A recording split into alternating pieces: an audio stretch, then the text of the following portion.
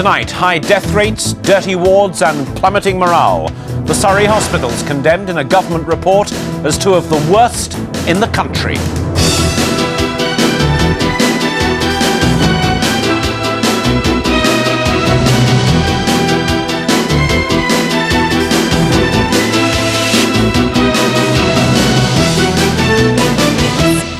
Also coming up on the programme, an outstanding pupil, full of zest and enthusiasm. A head teacher's praise for the schoolgirl killed on an adventure holiday. Caught on camera, the multi-million-pound Big Brother investment designed to beat crime in the capital. Plus, making his mark, England's test hero, Mr. Butcher, joins us live in the studio to relive his greatest batting moment. And Hall of Fame. Jerry Hall tells me about the stage, the critics, and the perfect divorce. First tonight, the Surrey hospitals under fire in a damning government report. St Helier Hospital in Carshalton and Epsom Hospital are said to be in crisis and in need of urgent action to halt a spiral of decline. The official report says staff and patients have to suffer dirty wards and that death rates and the way complaints are handled are also shockingly bad. It's criticism that's backed by at least one former patient, as health correspondent Liz Wickham now reports. Janet Burgess considers herself a victim of the Epsom and St Helier NHS Trust. She went into Epsom in January for a mastectomy and came out with a serious internal infection, and she wasn't surprised. I think the place was dirty. I wasn't happy about the food being dished up by the cleaners. I think that's cross-contamination, and I just think that's dreadful. There was an old lady next to me who kept making a mess of herself. They came in. They just walked round, put the curtains round her and walked out and left her like it. Today's report from the Commission for Health Improvement echoes Janet's criticism of Epsom and St Helier hospitals, with serious concerns over cleanliness, high death rates in emergency surgery, patients left for up to 20 hours on trolleys and staff too afraid to blow the whistle. The senior medical staff and senior nursing staff who have been concerned about the quality of care at this hospital for many years now are too scared to speak out. We can't have that kind of situation in a hospital in London in the year 2001. It's absolutely ridiculous. St Helier's current chief executive has just resigned and the new one doesn't start until September. Today the trust chairman tried to remain optimistic. The contract for cleaning on this site here at St Helier has been relet, and since that happened, cleaning standards have started to rise quite fast on this site. And it so happens that we are also reviewing the cleaning contract for the whole trust. Janet was due to be readmitted to Epsom because of her infection. She refused. I said, there's no way am I coming in here. I'm not coming in. Not in here, I'm not. He said, OK, we'll see if we can get you over in Chelsea and Westminster. The Hospital Trust is hoping to do a major rebuild in a year or so's time using money from the private funding initiative. But they will have to do some serious reorganisation to make that a viable proposition. In St Helier, this is Liz Wickham for London Tonight. Meanwhile, an investigation's been launched at an East London hospital after a pensioner died after waiting without treatment on a hospital trolley for almost 9 hours. The 74-year-old was taken to Whipps Cross Hospital in Leytonstone, suffering from burns. He was admitted to the A&E department, but was assessed as a non-urgent case. He collapsed and died without seeing a doctor. Baroness Thatcher is backing Ian Duncan Smith in the race to become the leader of the Conservative Party. The former Prime Minister says the MP for Chingford and Woodford Green is the best man for the job. In a letter to a newspaper, she condemned his rival Ken Clarke as a has-been. Talks aimed at averting a 4-day strike on Essex rail services have broken down. RMT members on the C2C line between Fenchurch Street and the Essex coast will now be taking strike action starting on Friday until the following Tuesday. Well, our reporter David Harrison is at Fenchurch Street station now. David, what exactly went wrong? Well, C2C managers met with representatives of the RMT union. They came before the arbitrators for just 1 hour and failed to reach agreement. Now, the two sides had hoped that a compromise deal could be thrashed out, but that never happened. Of course, it never would if neither side are prepared to actually do the compromising. C2C say that with their new trains, they no longer need the guards at all, but the RMT unions say that safety would be compromised without those guards being present. The strike is on at this moment in time. That proceeds ahead at 12 noon on Friday, unless we can get back round the table again and the company falls back into line with the rest of the British industry and the railway industry and keeps guards on trains. So David, is there no chance at all the strike will be called off? Well, you heard Mr. Crow there say that unless something new comes to the table, the strike will definitely go ahead. There's unlikely to be any change whatsoever over the next few days. Both sides seem determined to stand their ground. So it's passengers like the ones milling around behind now that are likely, well, almost certainly will face disruption this weekend. And we're talking about tens of thousands of passengers over the bank holiday weekend. David, thank you. Next, a head teacher has told of her shock and grief at the death of an exceptional and outstanding pupil. 16-year-old Amelia Ward, who attended the City of London School for Girls, was struck by a falling rock during a school trip to South Africa. Her father, a senior judge, said today the tragedy was probably the result of a freak accident. Gareth Furby reports. A summer trip to South Africa seemed like the ideal holiday for 15 pupils from the City of London School for Girls. But Amelia Ward, who was 16, was killed when a rock fell from a crag. Other students were abseiling above her at the time, and it's thought the rock may have been dislodged. We'll remember her as a star. She is a star. She's an exceptional, wonderful girl, and that's how everyone will think of her. The girls will have lost a tremendous friend, and we've lost a wonderful girl. Her father is the appeal court judge Sir Alan Ward, who says it was a freak accident with no one to blame. But it's the third recent death on school adventures.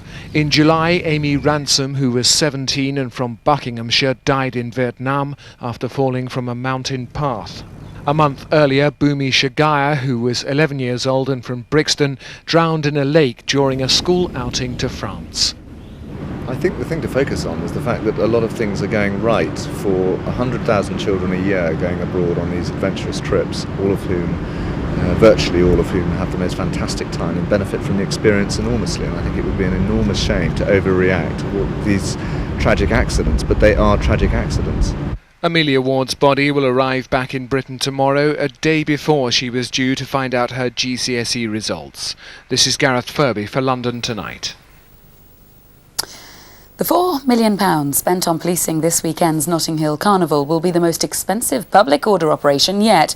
The cost is 4 times more than what was spent on this year's May Day demonstrations. An extra 1,500 officers have been drafted in to try to avoid a repeat of the violence that marred last year's event. It's feared fly tippers are once again targeting areas of Hackney. This time people have been seen dumping wrecked vehicles in the canal. It's an expensive problem for London councils, with the clean-up operation costing up to £70,000. Now, the idea of a 100% raw food diet may seem very strange to most of us, but apparently it's becoming increasingly popular right here in the capital. Some health experts warn it could lead to a reduced intake of vital nutrients. But Sarah Smith has met one family who say it's changed their lives for the better. They're typical kids full of beans, but only if they're the sort you don't have to cook. Rahman and his sister Priyanka are part of a growing number of families who are choosing to eat only raw food, no meat or fish and no dairy produce. A friend's son had cancer and he was only 3 years old at the time. Really broke our hearts, and we did. Basically, Derek used to be on the net every single night for hours, and that's when he came across basically those people who eat raw food. For me, it was a familiar idea, so it wasn't something that I found strange or anything. People in India have done it for hundreds of years, maybe even thousands. The family made a gradual transition to using only organic, uncooked fruits, vegetables, nuts and seeds. They believe the rheumatoid arthritis that Jatinder had suffered since her teens dramatically improved as a result, as did the severe eczema suffered by Priyanka. I've noticed in Jatinder she couldn't even think of walking halfway up the road without spending days recovering from it. and now we go for 10-mile bike rides, etc. Nutritionists recognise that many of our Western diseases occur because of our methods of farming and food processing, but they're concerned that families on a raw vegan diet could be lacking iron, vitamin B12 and calcium. Cooking makes nutrients more available for absorption, so the big concern would be are more nutrients less available because the food isn't cooked. But the Daniels family are determined their diet is working for them, and they're sticking to it. This is Sarah Smith for London Tonight. Amazing. Not sure I could do it though. I'd miss the burger and chips. Burger, chips, yeah. Probably egg fried shouldn't admit rice. to that. Now, eyes down looking, because when we come back, keeping an eye on crime, the extra millions being spent on CCTV in the capital in a bid to catch bombers, thieves and thugs. Passing the test, Mark Butcher, the England hero who carved up the Aussies, joins us live here in the studio. And Jerry's back. Ms. Hall tells me how she's graduated from Mrs. Robinson to one of the most talked about roles in the West End.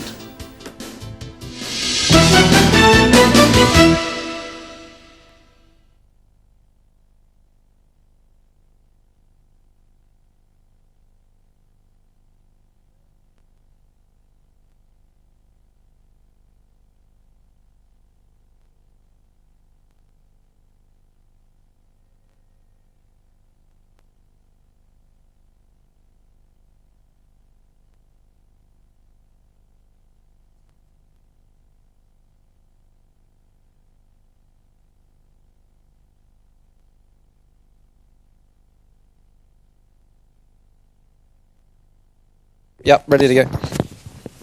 Yeah.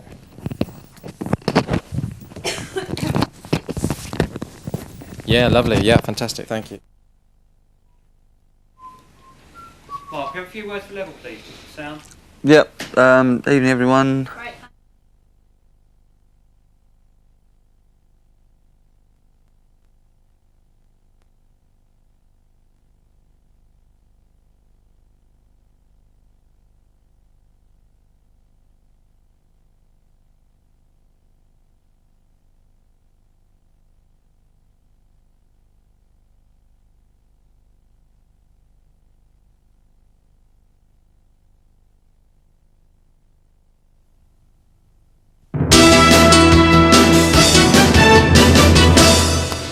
Welcome back. In a moment, the man who's restored some much-needed pride to English cricket. He's just over there. Surrey's Mark Butcher, here, live in the studio. But first, if you've ever wanted to star on TV, chances are, if you live in the capital, you already do. Police say anyone travelling into London is caught a staggering 300 times on CCTV cameras. Such surveillance is helping catch thieves, murderers and even terrorists. And today it was announced millions more is to be spent improving the Big Brother technology, as Keir Simmons reports. The effects of the bomb that ripped through Ealing Broadway can still be seen today. The blast was recorded by CCTV cameras, and this footage is now a vital element in the investigation. It was certainly one of the first things that the police and the anti-terrorist squad contacted us about. What CCTV coverage did we have? And we're still hopeful, and the police are hopeful, that people will come forward and be able to identify the person who left the car. The Docklands Light Railway is another area to benefit. The government is investing £18 million in London alone. Today, Home Office Minister John Denham was here to launch the schemes. We know that it works, we know that it cuts crime, we also know that it makes the public fear of crime fall, so people feel safer going about their legitimate business day and night. There are concerns about whether the increasing number of cameras is eroding our civil liberties, but proponents say the cameras make most people feel safer. From here in the control room we can see all the platforms, all the stations on the DLR. We have several views of each platform. Crime is going up in the surrounding areas, and we want to make sure our passengers and our staff feel safe and secure. A gang of thugs beat up a busker on the Underground. CCTV is useful in the fight against all crime, from this kind of attack to this. The bomb that exploded in Brick Lane was just the first of a bombing campaign by David Copeland. This footage of him in Brixton was crucial to his conviction. As London's CCTV cameras increase in number and quality, their use by police is bound to increase in equal measure. This is Keir Simmons for London Tonight. so be warned. Still to come, Jerry Hall's back in town, back on the stage, and talking new beginnings and perfect endings. But before that, sport, and we are truly honoured tonight. Willsey can explain it. Willsey. Do I need to? Here he is. Mark Butcher, hero of the hour, the minute, the year, the century, probably. Congratulations. Have you landed yet? No, feet off the ground all the way into the studio today. Tell us what it's been like the last 24 hours. I don't mean actually the playing, I mean after. It's been pretty manic, actually. I didn't get 5 minutes to myself at all last night, and today's been pretty much the same since I woke up at 8:30 this morning. You've just disconnected the mobile phone, I've seen. It's been ringing all day, has it? It has been ringing all day. It's red hot. Indulge us if you wouldn't mind. We've all enjoyed it several times throughout the day. Just have another look at the pictures. Just talk us through what it's been like, these last few shots of the day. The victory shot there, just talk us through what it meant to you. I was pretty pleased, I think you can tell. You know, it was an amazing feeling. The crowd were just awesome all day, really. It was like a football crowd there at Headingley. And you know, when the winning runs were struck, I did feel like sort of running into the crowd and doing a little dive into over the Western Terrace. It was, you know, it was fantastic, massive, emotional. I mean, let's build you up even more. Let's have a look at the list of the top 10 English innings.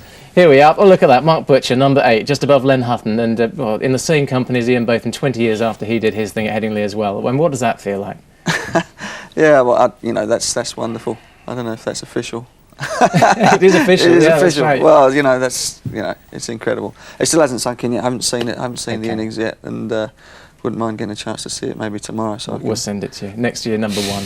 Well, it would be unfair for us to gloat over the defeat of Australia, wouldn't it? So we will. Not only has London Tonight spoken exclusively to the captain of the crushed Aussies, but Sasha Upton also chose a suitable venue to really rub it in.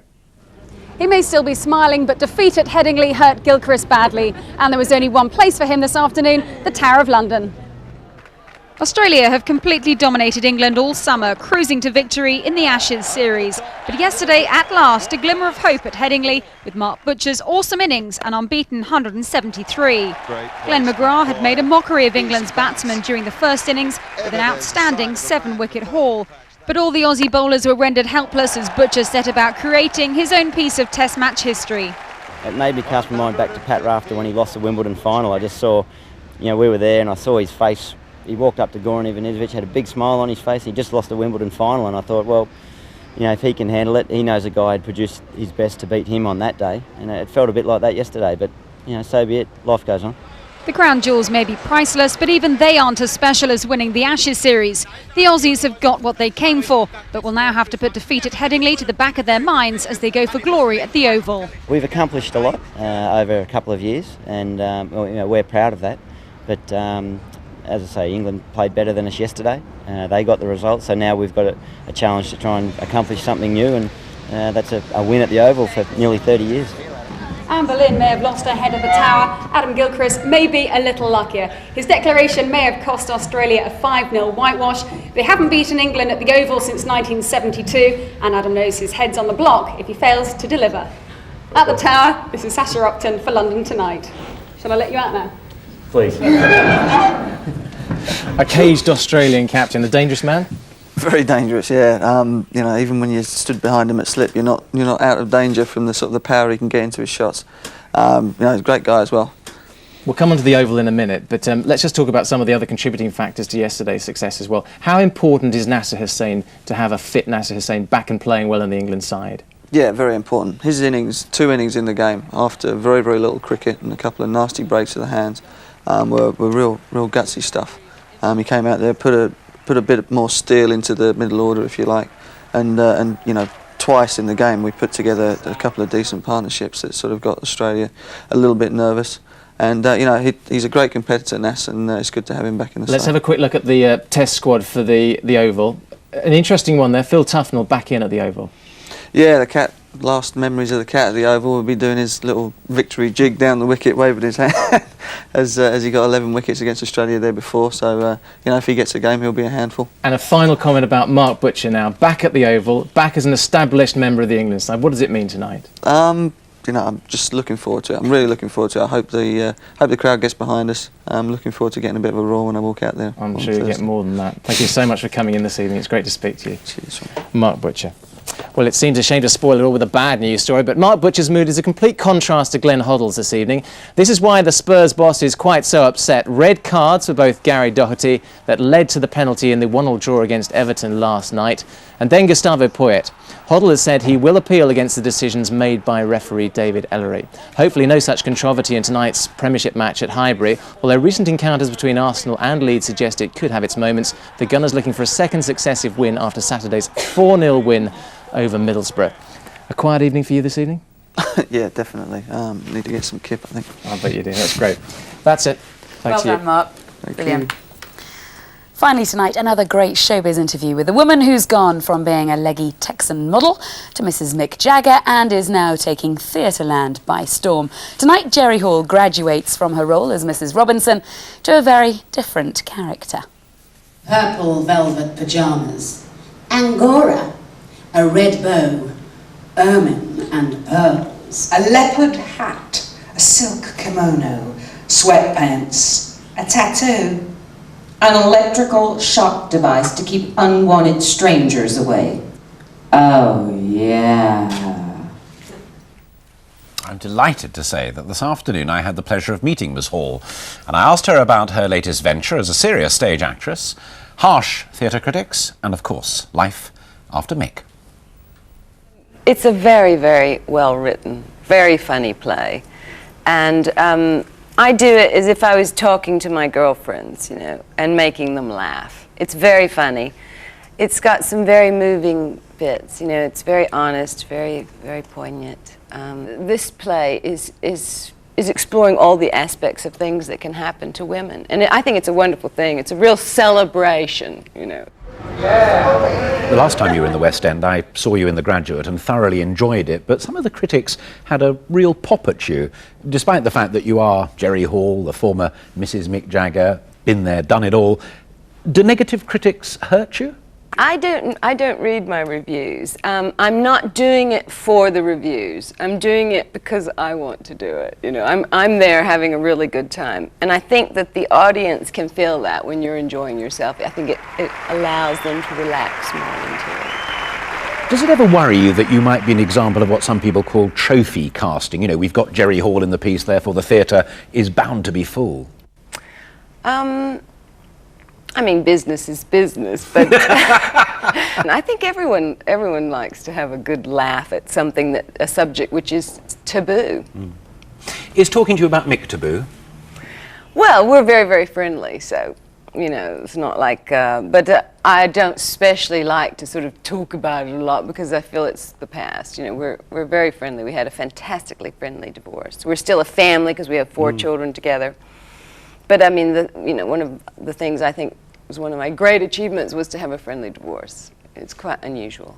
Philip Norman's book about the Stones is being serialised in the Mail at the moment. Is there anything that can come out that can shock you now? I read a little tiny thing in the newspaper. It was completely untrue. Which bit was that? Oh, it was saying that I was threatening to write a tell-all biography if Mick didn't settle with me. You know, it was complete rubbish. That was never, ever thought of. But you've clearly crossed a line here. You now want to be known as a serious actress, and you're even going back to study about it. I am taking a degree, but the Open University put out to the press, I don't think they should have. I think it should have been private. Yeah. And when this is finished and you go to Broadway, what then is the next theatrical project for you? Well, I've got a few things going on, plays. I'd like to continue with theatre. I really, really like the audience.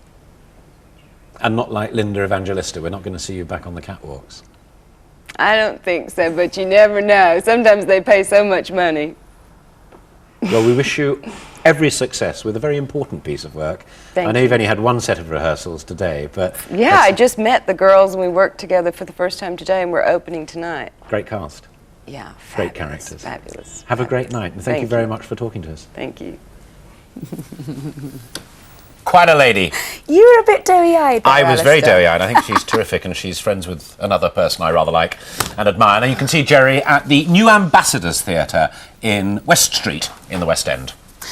Before we go, a quick word about tomorrow's programme. As the debate rages over the arming of our police officers, we'll have the first of two special reports from LA on the use of tasers. Indeed, our reporter Glenn Campbell goes on patrol with the LA Sheriff's Department as they test the controversial stun gun, which could soon be used here on the streets of London.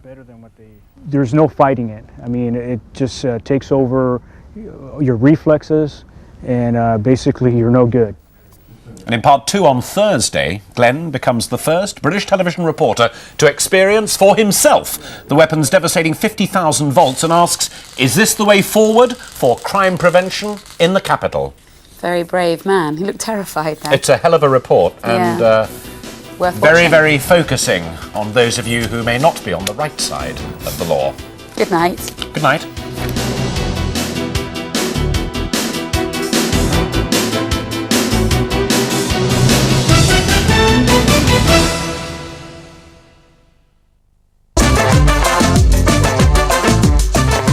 Carlton Weather, sponsored by amarada.co.uk, suppliers of gas and electricity.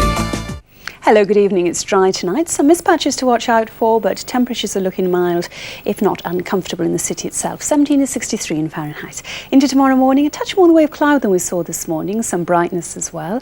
Now, during the afternoon, we expect to see temperatures as high as 25, that's 77 in Fahrenheit, with only very light winds. The trouble is indicating where the cloud is, because sometimes the cloud will spill across and blot out the sunshine. In those sunnier slots, though, 25 degrees, so it is looking hot. Quick look ahead now. On Thursday, even hotter, 29 is 84, and there'll be plenty of sunshine along with some patchy cloud. More in the way of cloud, it has to be said, on Friday, but still looking good. 25 is 77, so there goes. The week ahead is shaping up nicely. That's all from me. Carlton Weather, sponsored by amarada.co.uk. Getting you there with travel news.